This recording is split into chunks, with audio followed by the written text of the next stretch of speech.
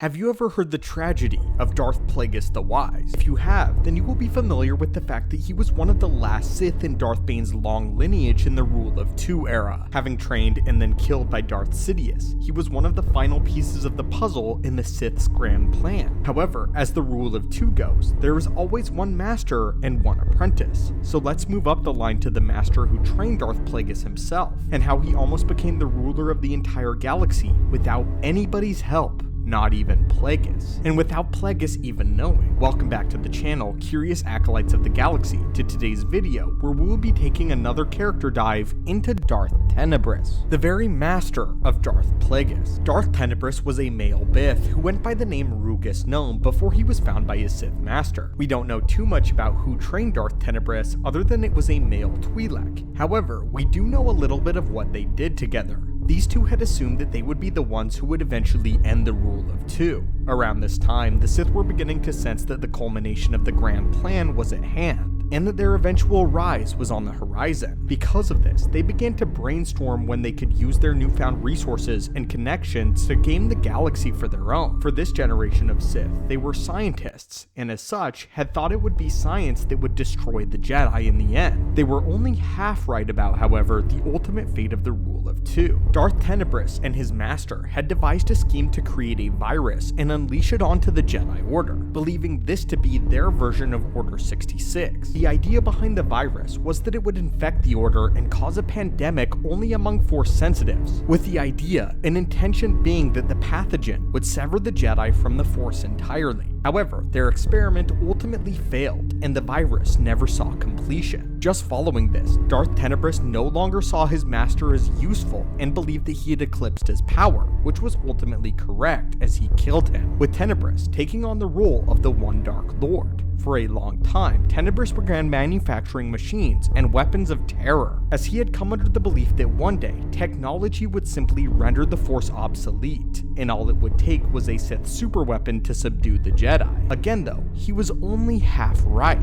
You see, the character of Tenebrous was very much unlike many other Sith Lords in the past. He didn't view the Force as some sort of encompassing, all-powerful entity. Darth Tenebrous didn't particularly like the idea of the Force as it was written and documented by the Sith before him. His logical mind refuted the idea of something so mystical and out of his reach that he could not entirely control. So Tenebrous decided to rationalize the Force as something he could grasp, and treated it as rather a useful energy source to be used as fuel for all of his experiments, and not a religion that he followed to the death, a sentiment that he would pass on to his own apprentice in Darth Plagueis. Both of these Sith respected the process and enjoyed the science of the universe. Reading the passages in Plagueis' chapter in the Book of the Sith will show you how he truly viewed the Force, much unlike Darth Sidious who would follow him. Plagueis reflects how Tenebrous saw it as well, and how they both perceived the Force as a scientific method. They didn't place stock in hardly any mysticism of the Force whatsoever, with Plagueis not even believing in Sith spirits or Jedi Force ghosts. Because of this, they did grow powerful, but I believe they were stopped short of being as powerful as they could have been. I have a theory that the dark side of the Force itself kept many secrets from them because they did not respect it by choosing to not entirely believe in it, believing it to simply be a means to an end. This is why I believe no spirits of Korriban presented themselves to Darth Plagueis when he arrived on the world, possibly because they saw him as a heretic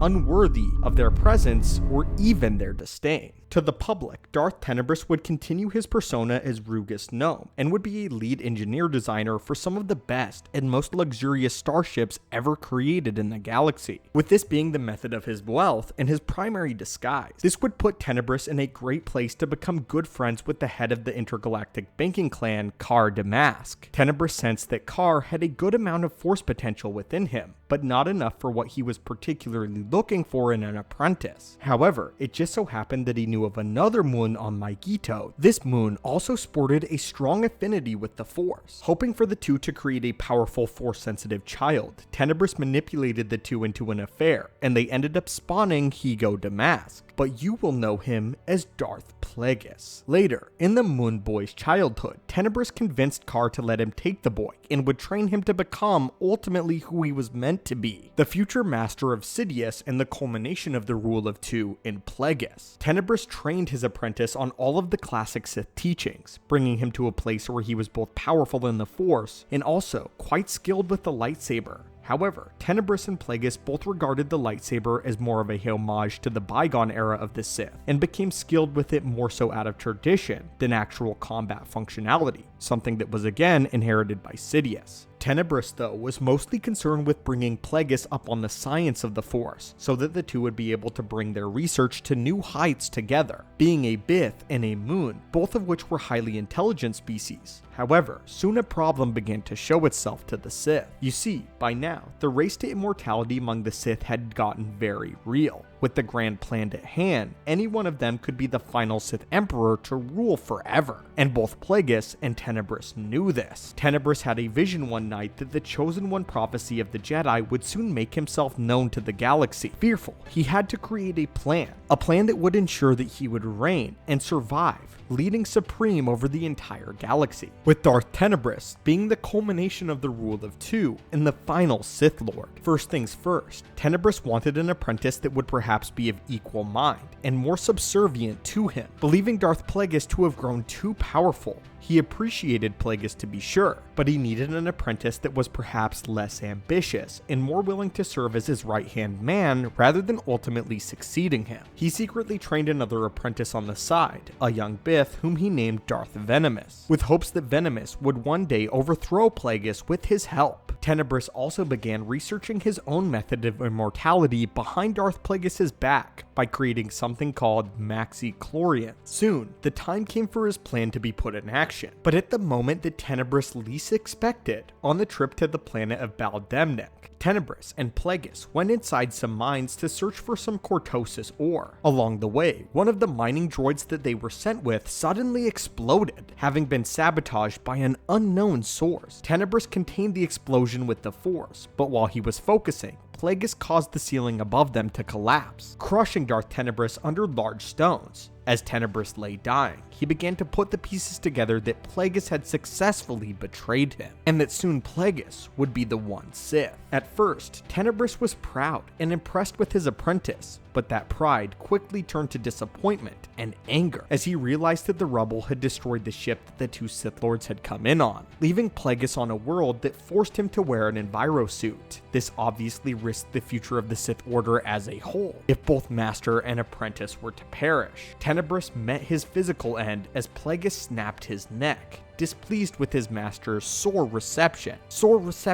of Plagueis' rise to the one Dark Lord. Disgusted that he would risk everything, the future of the Sith, simply to kill his master. This would have been the end of the Sith had Tenebrous not completed his experiments. His own version of essence transfer had been made by using his self-made maxi-chlorians, in which he preserved his consciousness and left his body, hiding within Plagueis' very midichlorians following his death, completely unbeknownst to his apprentice. Darth Tenebrous literally hid within the very cells of Plagueis. In order to fulfill his goals, though, Tenebrous sacrificed his ability to sense the motion of the future through the dark side, something he no longer acquired since he already knew what his future held. But what was this future and Tenebrous' ultimate plan?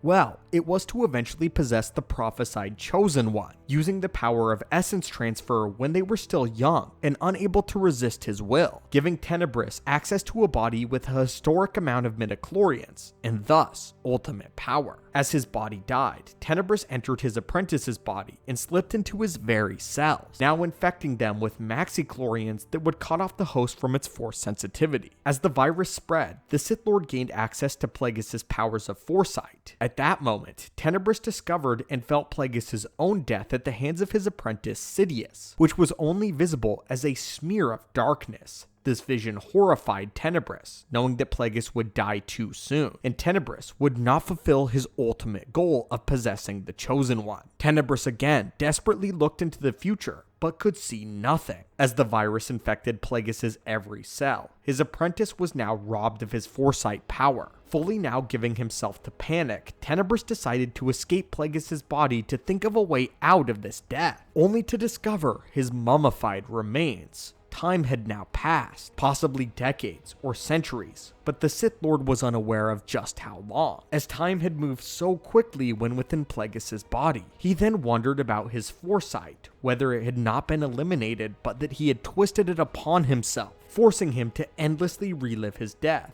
thus acquiring the coveted immortality, but not at all as he had desired it to be. Now, Tenebrous was trapped in an endless loop of death. His consciousness still lives on in this new hell of his own creation, without even a mouth to which scream. So friends, and students of the Force, what did you think of this terrifying tale of Darth Plagueis' master? Do you believe that he was a good Sith Lord? Or do you think that he made too many mistakes to be a proper suitor for the Emperor of the Galaxy? Let us know what you think down below in the comments. And as always, thank you so much for watching, and may the Force be with you.